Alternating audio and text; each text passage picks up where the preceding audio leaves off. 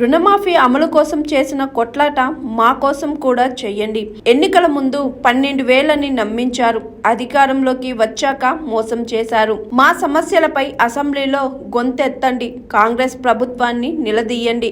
మాజీ మంత్రి హరీష్ రావుకు ఆటో యూనియన్ నాయకుల వినతి పత్రం. రుణమాఫీ అమలు కోసం ఏ విధంగా అయితే కాంగ్రెస్ ప్రభుత్వంతో కొట్లాడుతున్నారో అదే విధంగా తమ ప్రయోజనాల కోసం పోరాడాలని ఆటో యూనియన్ నాయకులు మాజీ మంత్రి హరీష్ రావును కోరారు. శనివారం హరీష్ రావును కలిసి ఆటో యూనియన్ నాయకులు వారు పడుతున్న కష్టాలు, ఆవేదన గురించి చెప్పుకున్నారు. మేనిఫెస్టోలో చెప్పిన హామీలు అమలు చేయకుండా, ప్రభుత్వం సమస్యలను పట్టించుకోకుండా నిర్లక్ష్యం చేస్తుందని తెలిపారు. అధికారంలోకి వస్తే 12,000 ఆర్థిక సాయం అందజేస్తామని చెప్పిన కాంగ్రెస్ పార్టీ 15 నెలలు గడుస్తున్నా 15 రూపాయలు కూడా ఇవ్వలేదని మొరపెట్టుకున్నారు ఆటో డ్రైవర్లు. బడ్జెట్లో ఆటో డ్రైవర్ల సంక్షేమం గురించి ఊసు కూడా లేదని ఆవేదన వ్యక్తం చేశారు. ఆటో డ్రైవర్లకు సంక్షేమ బోర్డు ఏర్పాటు చేస్తామని చెప్పి మాట నిలుపుకోలేదని అన్నారు.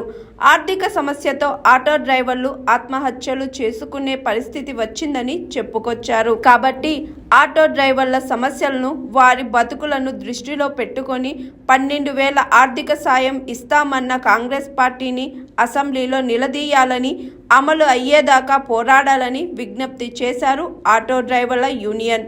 ఈ సందర్భంగా హరీష్ రావు మాట్లాడుతూ, మీ సమస్యలపై తప్పకుండా అసెంబ్లీలో మాట్లాడుతానని, కాంగ్రెస్ తన మేనిఫెస్టోలో ఇచ్చిన 12,000 ఆర్థిక సాయం సహా ఇతర అన్ని హామీలు అమలు చేసేదాకా వదిలిపెట్టబోమని మాజీ మంత్రి హరీష్ రావు భరోసా ఇచ్చారు. ఆత్మహత్యలు పరిష్కారం కాదని, బీఆర్ఎస్ పార్టీ ఎల్లప్పుడూ అండగా ఉంటుందని ఆటో యూనియన్ నాయకులకు ధైర్యం చెప్పారు మాజీ మంత్రి MLA Harish Rao. Electric auto తీసుకుంటే ఎలక్ట్రిక్ ఆటో తీసుకోవాలంటే ఉన్నదానికే నడపలేకపోతున్నాం. ఈ విషయంలో కూడా మా గురించి ఏం మాట్లాడలేదు సార్. అందుకే మేము మీ దగ్గర రావకుండా మా సాయం